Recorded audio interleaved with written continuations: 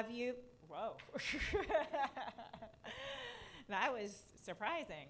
My name is Bea Gerwitz, and I am the Executive Director of the Lillian and Albert Small Capital Jewish Museum. Thank you so much for joining us today for this Lunch and Learn with Rabbi Shafner on the life and times of DC's first Orthodox Rabbi, Gedalia Silverstone. A quick housekeeping item. You can find the bathrooms right outside, and in the unlikely event of an emergency, we have a stairwell right there for exiting, right outside the door.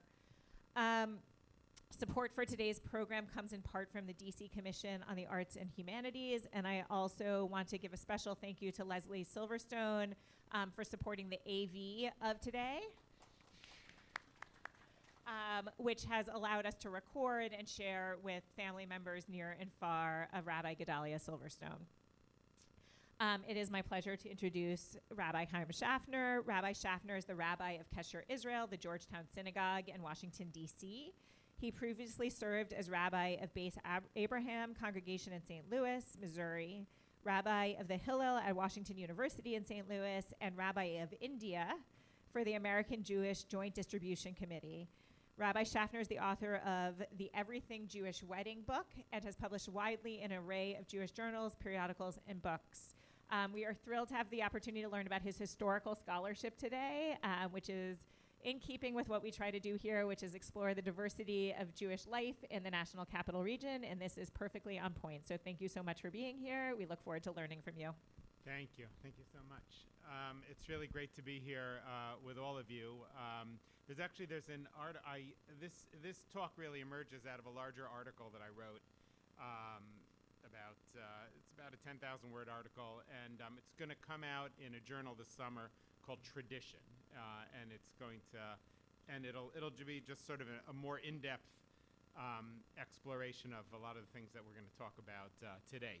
My first introduction to Rabbi Silverstone is really, to me, is sort of a fascinating one. I was in St. Louis, Missouri. I came here about 9 years ago. I was hired to be the rabbi at Kesher Israel. I was the rabbi for about 15 years at a synagogue, at the oldest Orthodox synagogue in St. Louis, called Beit Abraham. I have some former congregants here, and the longtime rabbi of that synagogue was a European rabbi, European-educated rabbi, Yiddish speaker, great scholar. His name was Rabbi Abraham Magenzi, and he had an enormous library of Hebrew books, thousands and thousands of books. And when he passed away, we brought those books into the synagogue, and the synagogue shelves were lined with those books. And, I thought I had looked through most of them, but a week before I came to Kesher Israel, I was leaving St. Louis to come to Kesher, and I was looking on the shelf for a book on Pirkei Avot. And I'm looking around the shelves. It wasn't very well organized.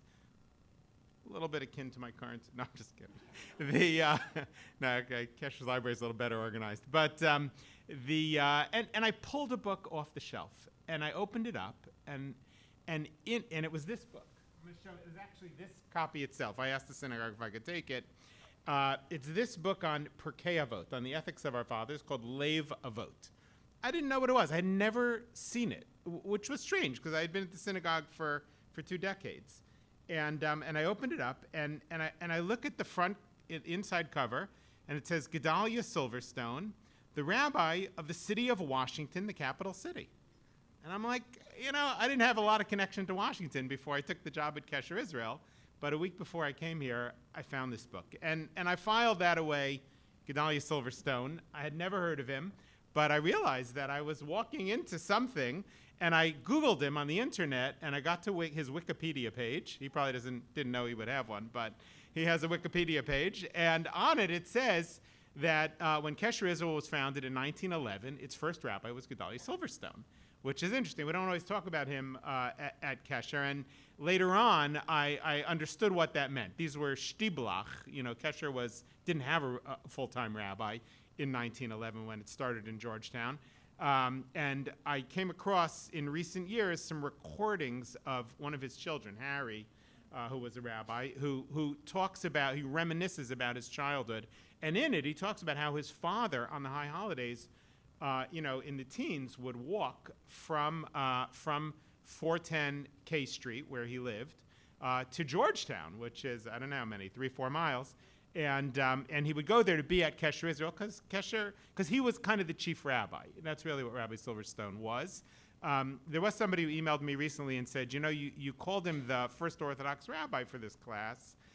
He might not have been the first Orthodox rabbi in Washington, D.C., because Adas Israel, which was Orthodox until the 20s, maybe till 25, it had a rabbi named Rabbi Loeb. So I don't know anything about him. I told this person, send me material. I'd love to see it. It's not clear if he was really a full-time rabbi, if he was really Orthodox. There's all these questions. Rabbi Silverstone clearly was the first rabbi qua rabbi who did kashrut and who thought about Jewish education and who was the rabbi for multiple synagogues and really kind of the chief rabbi. Actually, another connection to Kesher Israel and Rabbi Silverstone, if you look in Rabbi Silverstone's Silver Jubilee from 1928, there's a book on the table over there that his grandson brought, and it's like it was a book for his 25th year in St. Louis. Sorry, that was weird. In Washington, D.C. I was talking about St. Louis. And in it actually is and so different synagogues and different individuals, it's like a journal, like a dinner journal. So they wrote mostly in Yiddish. And so in there is a whole page from Kesher Israel, actually, the Georgetown Synagogue. It's all in Yiddish. I asked somebody in our synagogue to translate it, and it's kind of a tribute to Rabbi Silverstone from the Georgetown Synagogue. So all of that is really very early on history here. Before I get what we'll do, if we have a little bit of time at the end, mostly I'm going to talk about history, but I don't want to ignore his Torah, because most of what he wrote was Torah. What do I mean by that? So he wrote a variety of books. He wrote about 40 books in Hebrew, which when I tell people that, that there was a rabbi in Washington, D.C., who came here in 1906, and stayed and wrote 40 books in Hebrew that he published, people are just shocked. But you can actually access lots of them online on a website called Hebrew Books. They're not all on there. Some of them are on other websites. Between all the websites, you can see most of them. Some of them are also in the Library of Congress. And when I got here, actually, one of my congregants gave me gave me a gift when I got here. This was right when I came. This is from Professor. He's a professor of Jewish Studies at American University, Gershon Greenberg, and he gave me this book of Rabbi Silverstone's. They're not so easy to get. They were published a long time ago, but you can find them. So if we have a little time at the end, I'll actually do a little piece from his Pirkei Avot book, so that you get a sense of how one of the things that emerged for me over the last few years, I actually started teaching his work during the pandemic.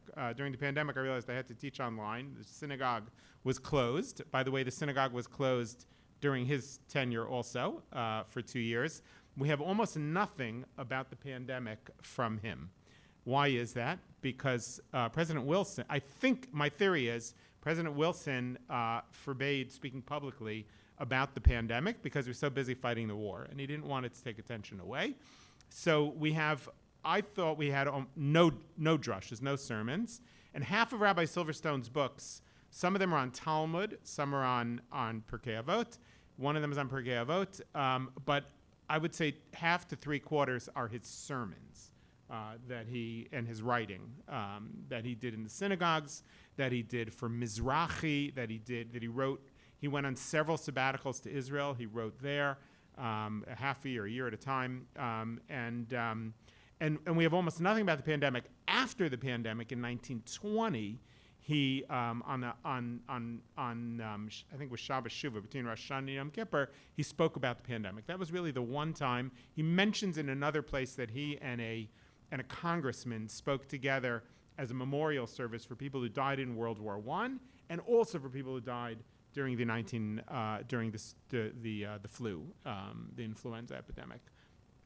And that's my theory about why. So if we have some time at the end, I'll do a little piece of Torah from him about Pirkei Avot. One of the things about him is that his Torah, his writings, you get the sense of a person over time. As I said, I started teaching him during the pandemic on Zoom, and I was teaching every morning. I would teach for about 20 minutes. I would take one of his sermons and teach it. And I did that for a couple of years. And then I started writing a little bit, and then It really took me a few years to sit down and sort of write the rest of it. This article that I'm referring to that I wrote, that'll come out soon.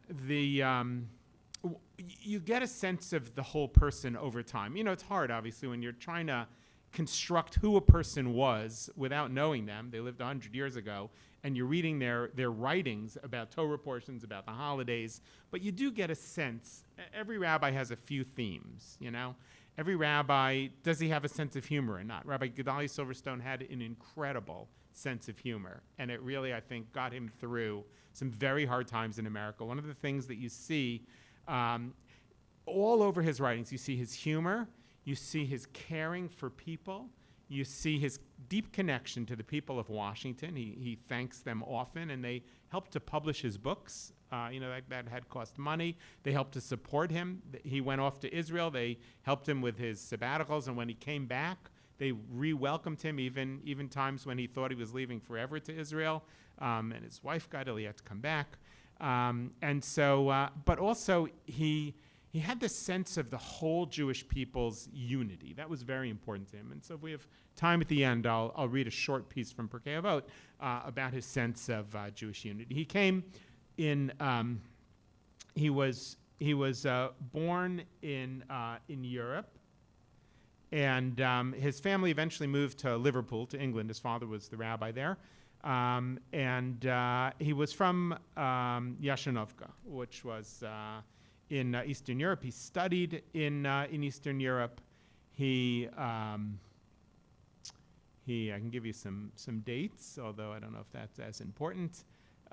He studied in Shidlov with Rabbi Shmuel Leibus. He was in the Telz yeshiva for a little while. These are very famous yeshivas. In other words, his Jewish study was deep and profound and broad. And, you know, he's written whole books on tractates of Talmud. One on tractate Chulin here, another one on Ta'anit he wrote later. So he had an enormous amount of education. He was also quite worldly, and you see that. There's a photo of him going to see one of the presidents when it was needed for the Jewish community. He would send his books periodically to the White House. And on that table over there, and actually there's in your handout, you can see a copy of it. If you look on page 6 in the middle, you'll see, and you can see the actual book on the table over there afterwards. He would send this entirely Hebrew book to the White House. The White House in 1910 had, I think, 4 or 5 staff. That was it. And whoever the chief of staff was like a very serious, person who kind of managed the White House. And he writes back, on behalf of the president, beg to acknowledge receipt of this, your favor. Thank you, the courtesy of sending him a copy of your book. There is not a possibility in the world that the president read Rabbi Silverstone's book. But, in those days, you sent, I guess, a Hebrew book to the White House. They sent you back a letter. So there's, I think, at least 2 that I've seen, maybe 3 of his books have a letter from the president pasted in the front. One is from Taft, and I think one was from maybe Wilson, yeah. Okay, so he actually wrote his first book. He eventually became the rabbi of Belfast Hebrew congregation, Belfast, Ireland. I think it's still around. It was a well-known congregation. And but at some point he came to America, I think in 1906, to sell his books, to sell some books. He had written 1 book, maybe 2 books. I think his first book was Pirkei Aviv, which was a very early book that he wrote on Talmud. And when he came to Washington at some point to do that, and decided to stay. I guess the people here wanted to have him. Pirkei Aviv, his first book was on Tractate Brachot, which is a tractate of Talmud. And he very early on was a Zionist. He was a Zionist really from the beginning. That's a really interesting part of his story, is how he was what we might call a Haredi rabbi. I mean, there weren't the same divisions back then. He came from a very, very traditional background, very traditional yeshiva upbringing. He was a deeply religious man. He did not have a lot of patience for Reformation among Jews. He he fought hard to try and educate Jews in America. It was a very, very difficult time for Orthodox life in America. But he, from the very beginning, in fact, he went to he supported Mizrahi, and in 1903 he attended the 6th Zionist Congress in Basel as a delegate. And he, one of the things that we'll talk about is his relationship to Zionism, which was fraught. I mean, back and forth. You know, on the one hand, he's so amazed by how there are doctors and lawyers who are breaking stones to build a railroad, you know, in the 20s in Israel. And he's just, you know, and he's like, these people are so godly. And then, you know, they're violating the Sabbath. And he has a very hard time putting those two things together. And sometimes he'll say things like, you know, if you're going to be in Israel and violate the Sabbath, why don't you just move to America? And other times, you know, he's like, for instance, we'll see it with the death of Herzl. I mean, his eulogy for Herzl, which he gave a few years later on Herzl's yahrzeit, he speaks about Herzl as if he is Jeremiah, as if he's Ezekiel, as if he's a prophet. He was tall, he was handsome, and he was speaking for the Jewish people. And you could imagine, I mean, this is the first time that this is becoming a reality, that the idea that Jews could be back in their land and not just be thrown from place to place. And here's this representative. You could imagine how people felt. But a lot of Orthodox rabbis didn't give eulogies like that for Herzl because they were appalled at the secularism. And they didn't think that Israel, that a secular Israel could really be what God's plan was. But he was a man of many minds, Rabbi Silverstone. And so at the same time that he was deeply religious and had little tolerance for violation of Torah, at the same time, he embraced people. He loved people. He understood where they were at. He used a lot of humor to get by. And he really did give credit where credit was due and realized that the future of the Jewish people was to have the land of Israel. And he was an extremely strong and supportive Zionist. I want to talk a little bit about his humor. Some of this is on here. I'll just sort of say it, but you can kind of read some of it. So he wrote this pretty late. In one of his books in 1936, he is in Tzfat. He went to Tzfat. He was there for about a year, and actually he writes how it was during the Arab riots, and he writes, you know, I left Washington, I sold everything I had, life was pretty good there, and I am cowering in the basement of a hotel in Tzfat because the Arabs have guns and there's nobody to defend us. And there was a whole family that was killed in Tzfat at the time that he talks about. And then he gives a Hanukkah sermon, a Hanukkah drasha, and he writes sort of this very kind of humorous thing where he relates what's happening in Tzfat to things in Washington. And he says that there's a blessing we say when we light the Hanukkah candles, Ein lanu reshus lishtamesh bahem. We have no permission to use the Hanukkah candles. You're not allowed to use them for a utilitarian purpose. El lirotem bavad, only to see them. And he says, I want to relate this to two things. Number one, the guns. He says, the guns, we're allowed to see them in the hands of our enemies, but ein lanu reshus lishtamesh bahem. We don't have any permission to use them. The British will not let us lift up a finger to defend ourselves. That's what he says. And then he says, you know, this relates to something in Washington. He says, when I lived in Washington, I asked the Gabayim to bring Hanukkah candles to my congregants. And he says when they would knock on the door and say, here are the Hanukkah candles, they would say, oh no, we have the ones from last year. And he writes, and this is so him, he writes, if they are not prophets, they are the children of prophets, which is a rabbinic quote. He says, because they know the blessing on the Hanukkah candles, we have no permission to use them, only to see them on the shelf. And so he, obviously, he's appalled on some level the Jews aren't lighting Hanukkah candles. But on another level, he really finds a way to see the best in them and to use humor. That is so Rabbi, I don't know, you know, what your memories are of him, but that is so Rabbi Silverstone, at least the Rabbi Silverstone that I see. He writes actually in his book on Pirkei Avot, he has this other humorous thing. He says, you know, my congregants mostly are concerned with Kaddish and sitting Shiva. And he says, you know, they sit Shiva for the week, and then they come to me on Friday and they say to me, we're not supposed to sit Shiv on Shabbos. Can we open the store? So, and then he writes about the role of drasha, of giving sermons. He says sermons in the old country, you were giving them to people who were religious people. He says here, a rabbi has to be. He says first of all, in America, everybody wants a rabbi who's a doctor. You could imagine him saying it, right? They all want a rabbi who's a PhD. That's starting to happen, and that really annoys him. Not only because he doesn't have one, but he thinks that's a ridiculous value, or it's just not what you should look for in a rabbi. But he does say a rabbi in America has to be a doctor of the soul. You have to know what to say in order to really speak to the people. And if anybody did, it was him. And you get a sense of his love for the people.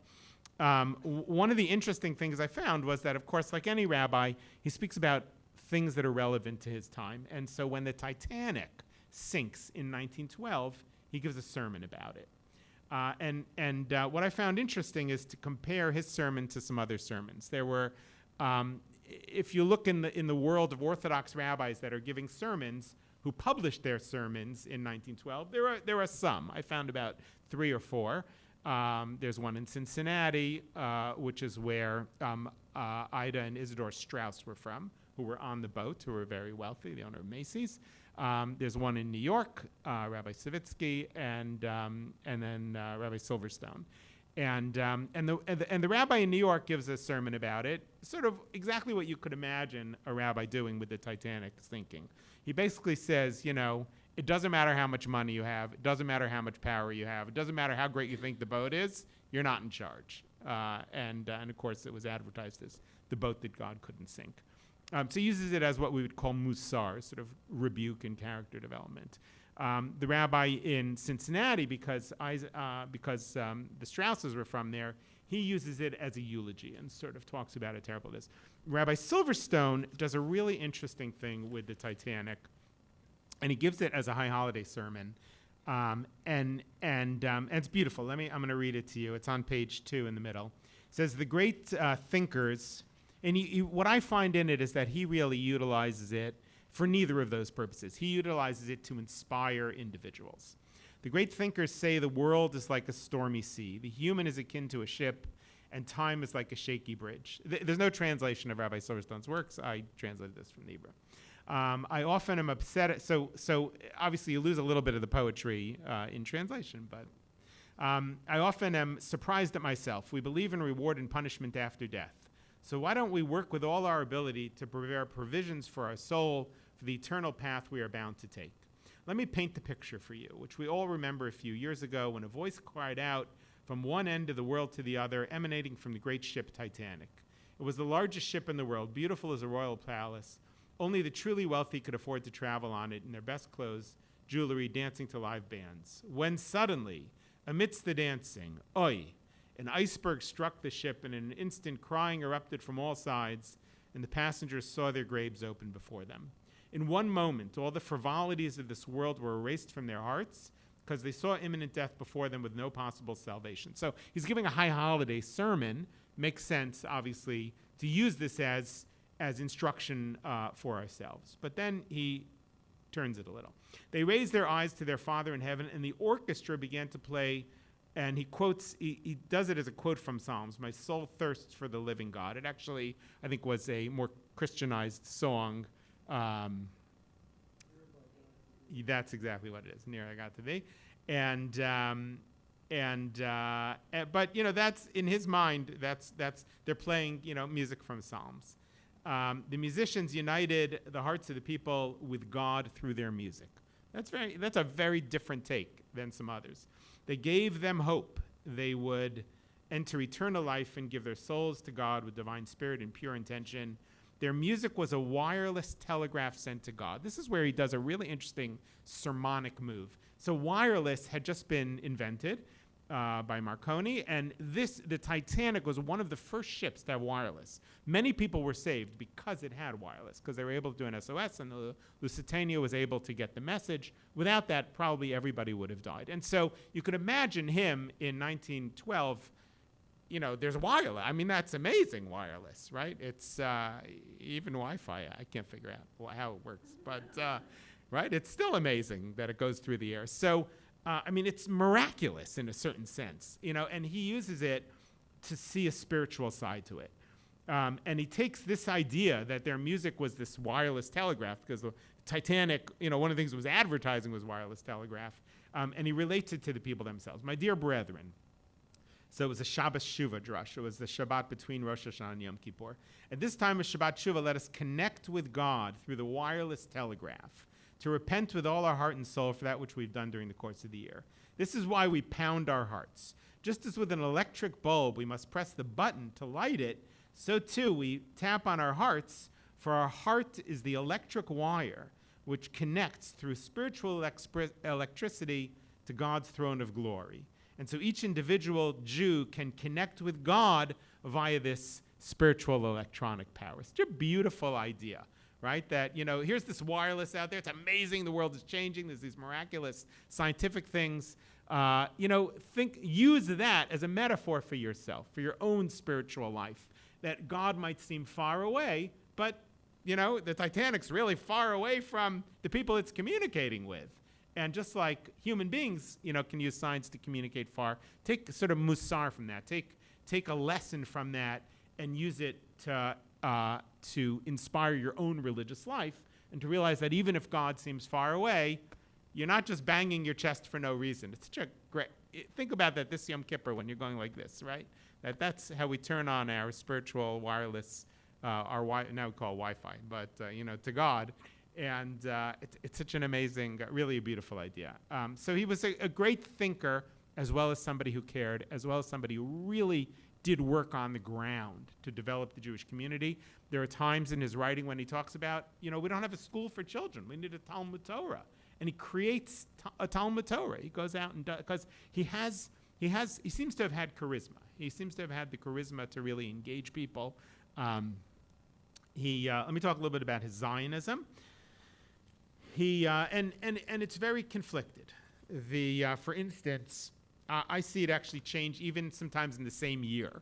Like he'll be exposed to different things about it, and he'll be, amazed at Zionism, and then sort of sad about it. He writes that one of the things I did find about his Zionism, which I thought is interesting, is it depends who he's talking to. Like when he's talking to the Aguda, like people who are very opposed and who do not appreciate the secular Zionists, he talks about the greatness of the secular Zionists. When he's talking to the Mizrahi, he talks about, you can't be in Israel and not keep Shabbat. You gotta. So he tells people what they need to hear, that's exactly what a rabbi should do. In other words, and he understood, he could see more than one side of things. There were rabbis who could not see more than one side of Zionism, and they believed that a secular Zionism is anathema. But he understood the strengths of it, and he understood the weaknesses, and he understood also what his crowd needed to hear. Let me pick a little bit from here. This is on page 3, the second or third paragraph down. He says, there are two kinds of Zionist Jews in Israel: those who perform no commandments and satisfy themselves with passionate nationalism. The secular Zionists say Jewish nationalism, Jewish religion are two different things. But this is a mistake. For what good is the land of Israel without the Torah of Israel? If one is going to desecrate the Shabbat in Israel, it would be better to live in America, not to desecrate the Holy Land. One of them asked me, one of the secular Zionists asked me, you find a way to permit everything, to get around everything, a loophole, everything in Jewish law. Can't you get a loophole for smoking on Shabbos? This is so him. He says, yes, there's a leniency. Now, there's a thing about Shabbat that if something is done in an unusual way, if you turn on the light switch in an unusual way, it's not a biblical violation, it's a lower level violation. So he says, yes, you have to smoke in an unusual way. You have to put the lighted end in your mouth.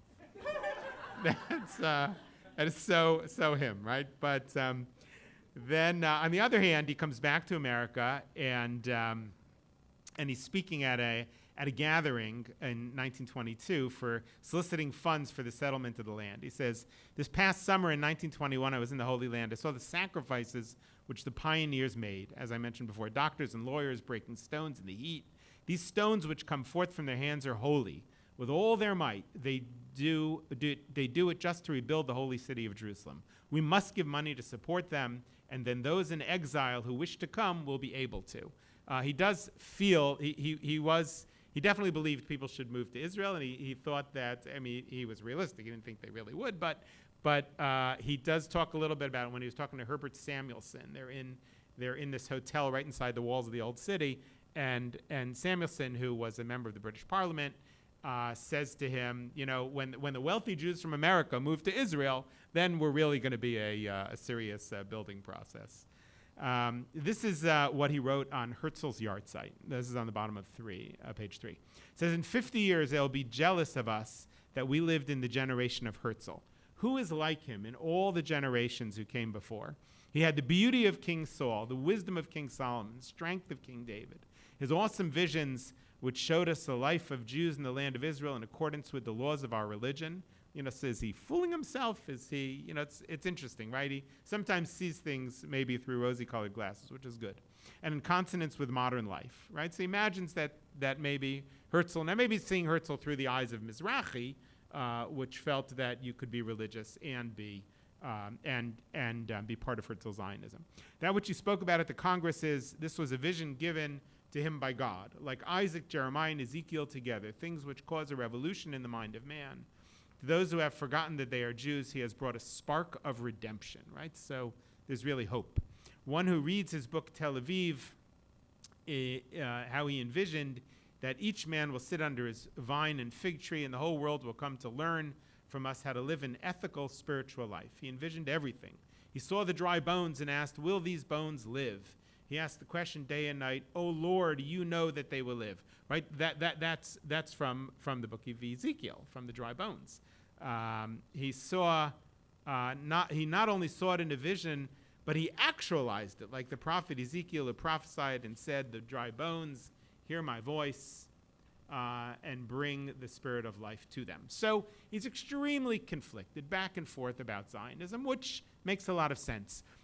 In my reading of him, though, he does come to a really interesting resolution, kind of theological interweaving of secular and religious Zionism. And this is what he says about it. He says it's akin to two people.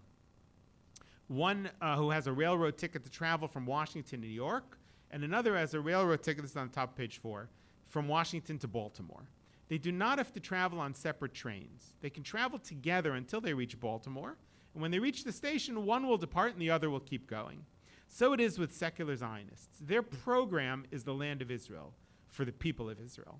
But they will not go further because they have no desire for Torah at all. Right? He understood that the land is fundamental, but that can't be all there is to the Jewish people. Instead, they say, if the land of Israel was given to us and the Torah was not given to us, dayenu, that would be enough. But we are not satisfied with the land of Israel alone. We have not borne the bitter exile just for land alone. Right? Just being a nationalist is not enough. Our hope is that there in Israel our Messiah will come and God will be revealed in the eyes of all nations. But we know this is very difficult to accomplish, not just because we have not been given the land, but it is even more difficult to condition our people to throw off the yoke of exile. Thus, we require two messiahs. There is a rabbinic idea in the Talmud that there's a Messiah, the son of Joseph, and a Messiah, the son of David. And the Messiah of Joseph will come first and sort of prepare the way for the Messiah of King David, from David's family.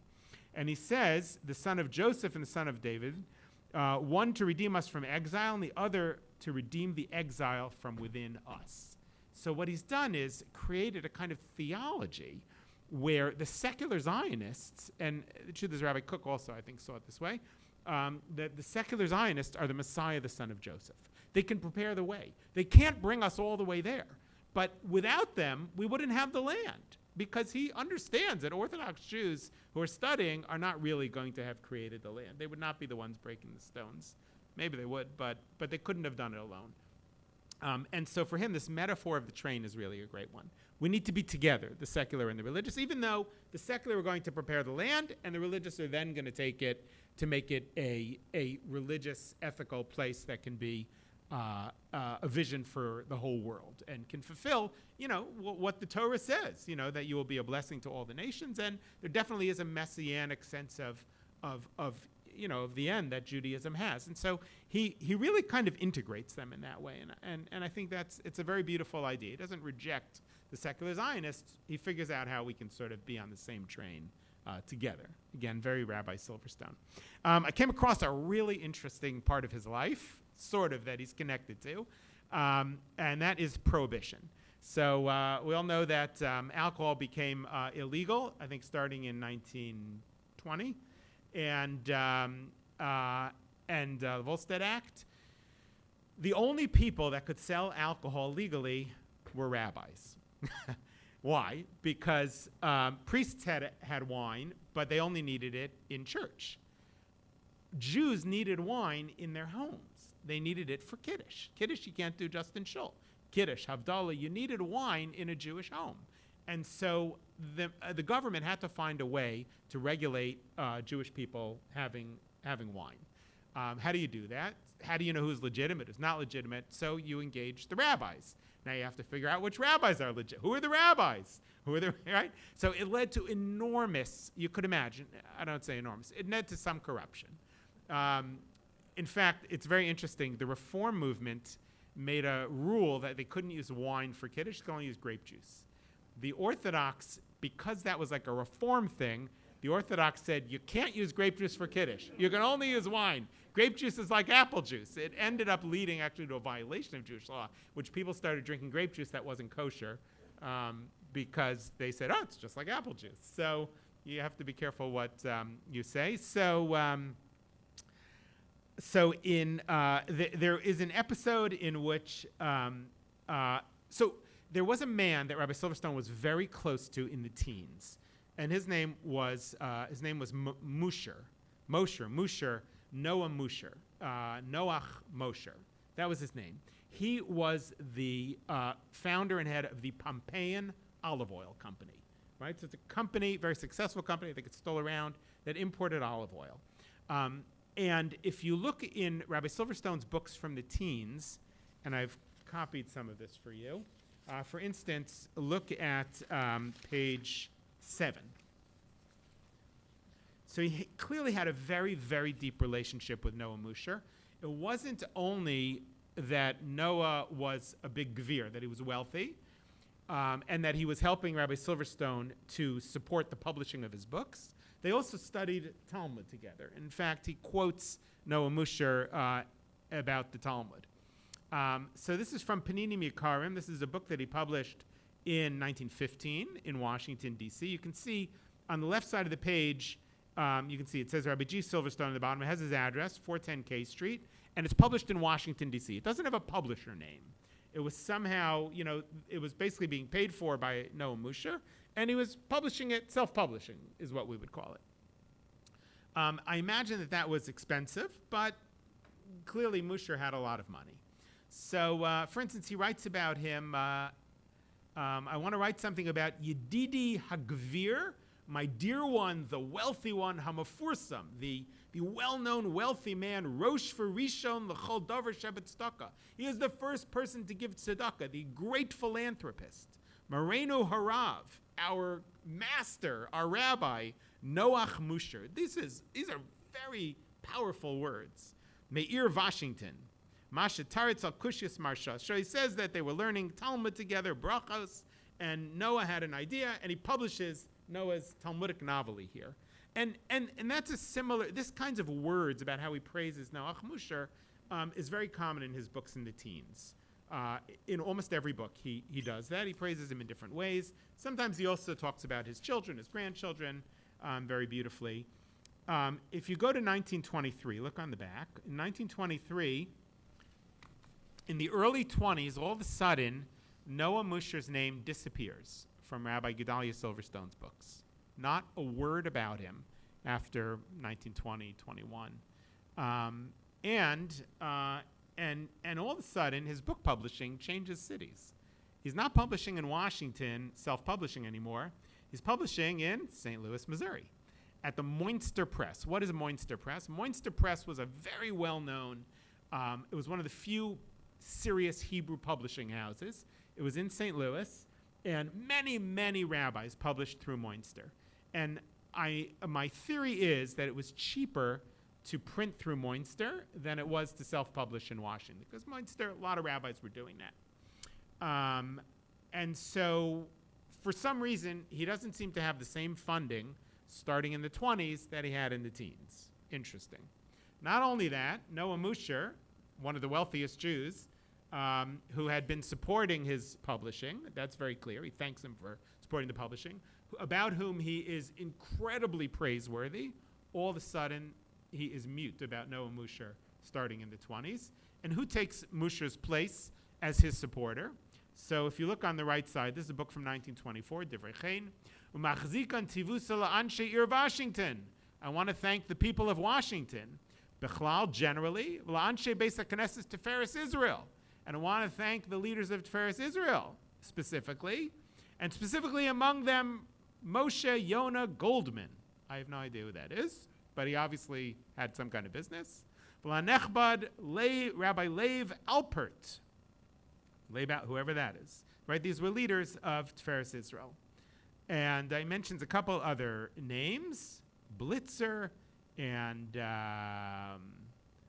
Donovitz. Kulam yamdu ala bracha. May God bless them with wealth and honor and with great success. And I thank them very much. So what's he thanking them for? They're clearly paying for his publishing. They clearly are wealthy because he's blessing them. They should have continued wealth. And he says, I am Gedalia Silverstone here in Washington, the capital city. So all of a sudden, the president, and he mentions by name, the president made Tiferes Israel. He's at Tiferes Israel at the time in the 20s, and later on his son takes over. But somehow his publishing gets moved, and and Musher has been replaced by local people in Washington who are funding his work. Why is that? So my theory is it's because of something that happened in the early 20s. So in the early 20s, Musher comes to Rabbi Silverstone, and he says there is a warehouse of Malaga, of wine in Malaga. Apparently, wine in Malaga, I'm actually going to Malaga this summer, trying to do a little research on this. Malaga is on the coast of Spain. It's on the southern coast of Spain, the coast of del Sol. And there were vineyards there. It turns out there were not a lot of Jews that lived there, but there's a warehouse of barrels of wine, 750,000 gallons of Malaga wine. And apparently it was higher alcohol than lots of other wines. And he comes to Rabbi Silverstone and he says, it's kosher, he says, we need a mashgiach to go there. Rabbi Silverstone sends his son, who I always thought was named Aaron, but Leslie corrected me that Harry and Aaron are actually the same person. So I guess he chose the son who was, maybe he already had smicha, he was a rabbi already. And he doesn't fly, he goes by boat to the coast of Spain. And he gives hashkacha, kosher supervision, on this wine. And the wine gets imported, and it ends up in a warehouse in New York. And it turns out, and there's an article somebody wrote, and a PhD thesis somebody wrote about this, there's this big strife going on, an argument in the Orthodox community about who's in charge of the permissions to sell wine. So it becomes a race to the White House in 1920 because the White House needs rabbis who can vouch for other rabbis. Who's going to do it? So the reform, kind of try and go, it doesn't really work out. There's a Rabbi Margulies, who was the rabbi of a synagogue called KJ, Kilat Jeshurun, on the east side. He's also known as the Ramaz, Rabbi Moshe Margulies. And there's actually a school named after him in New York, Ramaz. And he gets to Washington, he has power, and he has an organization of rabbis, and they become the central address to get permission slips to sell wine for all rabbis. They get to approve who's going to sell it and who isn't. There's another rabbi. His name is also Margulies, Rabbi Velvel Margulies, and he has a falling out with Rabbi Moshe Margulies, and he starts a different organization of rabbis. They both have Hebrew names for these organizations, and he says, I'm in charge, and I'm handing out permission slips. And Rabbi Silverstone is a member of one of these, and somehow there ends up being some problems with some of this. One of the rabbis who got stepped over for this, Rabbi Moshe Margulies, the Ramaz, he says, this wine's not really kosher, and the rabbis are not really rabbis who are giving supervision on this. He wasn't talking about Rabbi Silverstone. He was talking about some other younger people, and somehow it gets back to Washington. Washington sends. Let me read. I'm going to read you an article.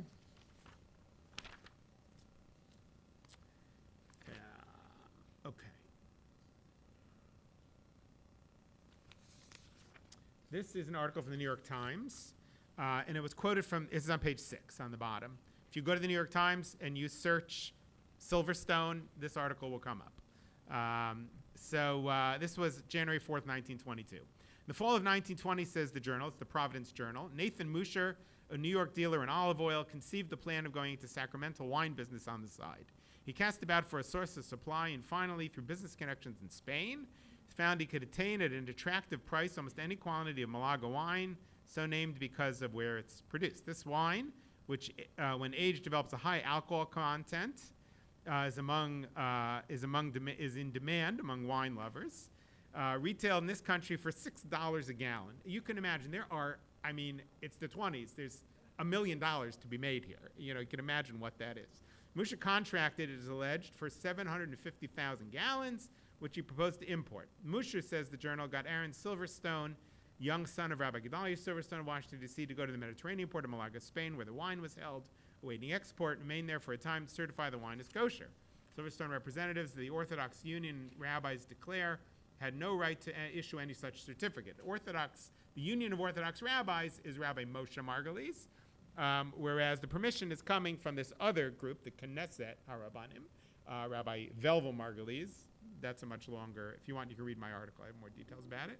However, following receipt in this country of the certificate, Musha approached Rabbi M.S. Margulies, that's the other one, of 1225 Madison Avenue in this city, who was at the time president of the Union of Orthodox Rabbis. He later split off.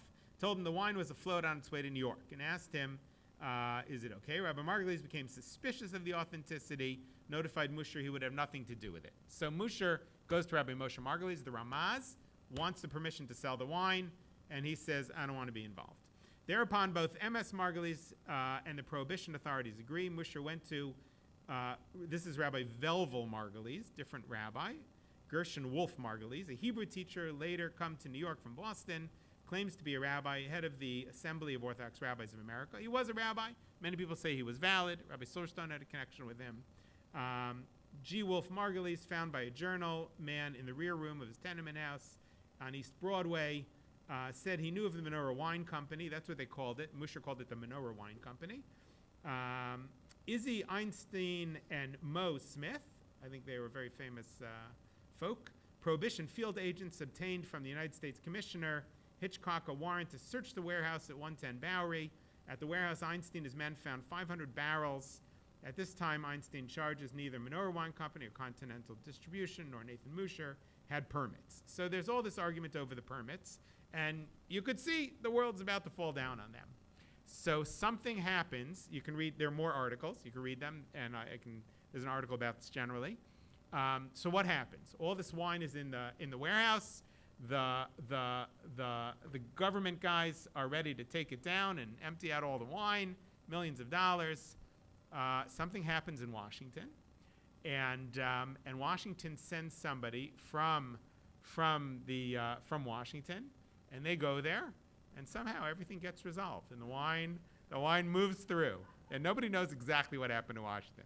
I don't think it was Rabbi Silverstone. I don't think he was so in with politicians, but no doubt Musher had a lot of politicians he was close to. He had a lot of money. He lived in Washington, and everything resolves itself.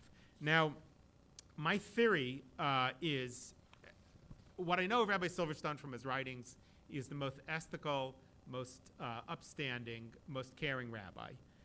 And I can't imagine that he would have gotten involved with corruption during Prohibition. He cares about Musher. He clearly loves Musher. They study together. Musher's funding his books. But all of a sudden, right after, right, this is 1922. 1923, all of a sudden, Mushar's gone from his books. There is no mention of Mushar in his books after 1922. And all of a sudden, his publishing moves to the Moinster Press in St. Louis. Why? So I think the answer is obvious. I think the answer is, it seems to me, that Rabbi Silverstone pulled back from his relationship with Mushar because he realized that there's corruption afoot, and he wasn't willing to countenance that. And I think it really shows. I mean, that's my historical theory. I don't have a lot of proof, and I don't have written proof necessarily, although I think this is proof. I don't have any letters or anything between them, but that's my sense. That's the only thing I can see to really explain the move. And I think, once again, it really highlights Rabbi Silverstone's incredible ethics. One thing I did not talk about was the Reform movement and his opposition to it, which was strong. A really interesting thing, and I'll just end with this, is that he predicts sort of the historical movement of the conservative and reform movements in America. He writes about Adas Israel. First of all, he's very, very upset at the reform over the Balfour Declaration. He can't believe they're going to Washington. The reform were going to Washington to basically show, that they were displeased with the Balfour Declaration. They did not want Israel at that time, the reform movement, because they wanted to be Americans. They thought it would show dual loyalty. He's extremely upset about that and writes about it. And then he has a really interesting piece about Adas Israel. It's before Adas Israel. Adas Israel was still Orthodox. He says, in 1925, 3 years before it became conservative and 25 years before it enacted mixed seating, he criticized Adas Israel, a congregation. And what he points to is, he says, on Friday nights, this is 1925, he says, on Friday nights, Adas Israel is having two services. They're having a service at the time of candle lighting for like the old Orthodox people. And he says they're having an 8 p.m. service, and the parking lot is filled at the 8 p.m. service. And he said, and he's so upset about this.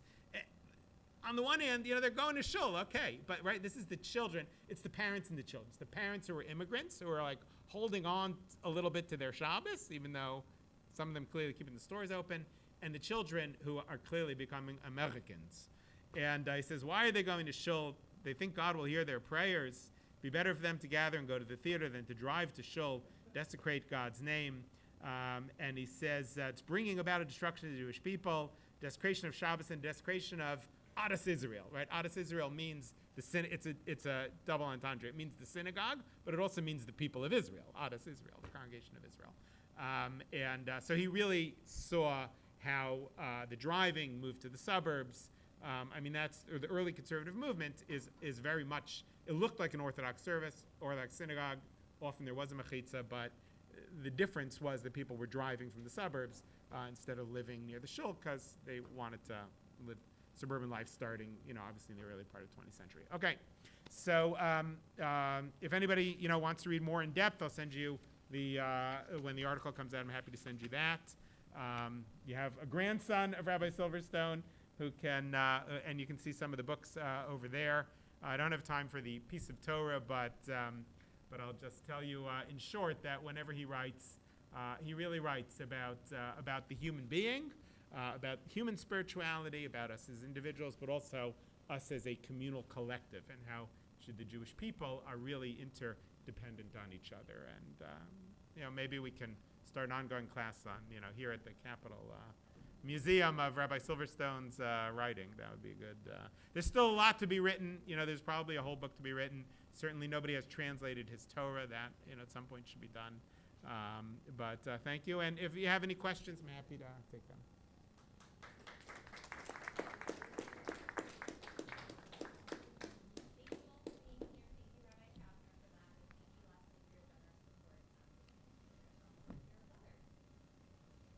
Beautiful. Any last questions? Yeah, Josh. So I don't have any evidence. There's no recording, obviously. It can't be that he spoke in Hebrew. Right. It can't be that in the teens and the 20s and 30s he has to have spoken in Yiddish.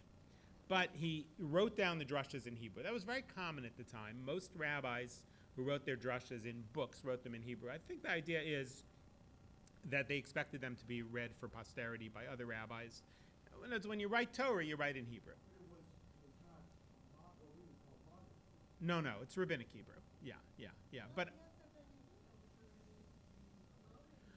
right, but the way you write a Jewish scholarly book is you write in Hebrew. There have been some books in the vernacular. For instance, Maimonides writes a book of Jewish philosophy, writes it in Judeo-Arabic, but when it comes to his book of Jewish law, he writes it in Hebrew. It's less accessible, but that's the scholarly language. But it has to be that he gave them in Yiddish. I can't imagine any other way. Yeah. So, all right. Yeah. Please. Yes. Yeah.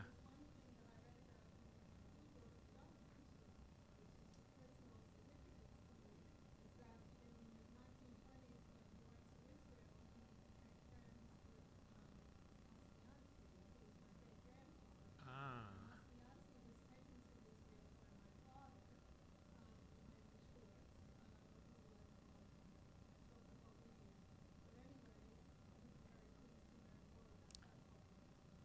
Yeah. There's a lot to say about his trips to Israel. He spent one sabbatical in Jaffa, one in Jerusalem, one in Tzfat. He had a relationship with Rabbi Abraham Isaac Cohen Cook, who was the chief rabbi of Israel. There's a photograph, actually, that one of our congregants, Mark Melman, Olav Shalom, has of Mark's uncle, Rabbi Yitzchak Herzog, the former chief rabbi of Israel, and Rabbi Silverstone. They were all standing together in Jerusalem. It was some groundbreaking for like a yeshiva or an old age home or something in the 20s, and that was that picture that Mark showed in the synagogue. Yeah.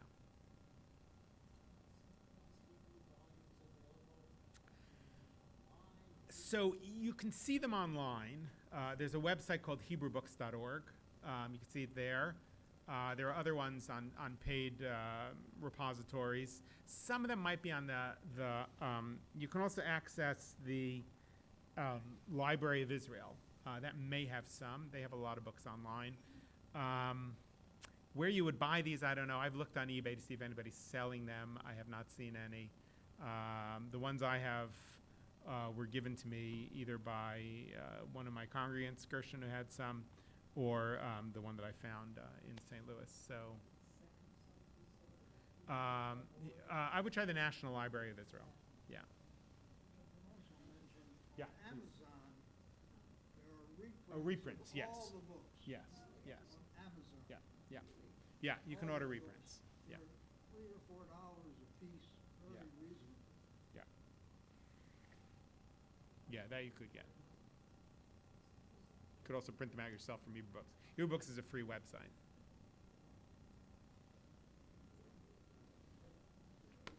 Okay, you bet.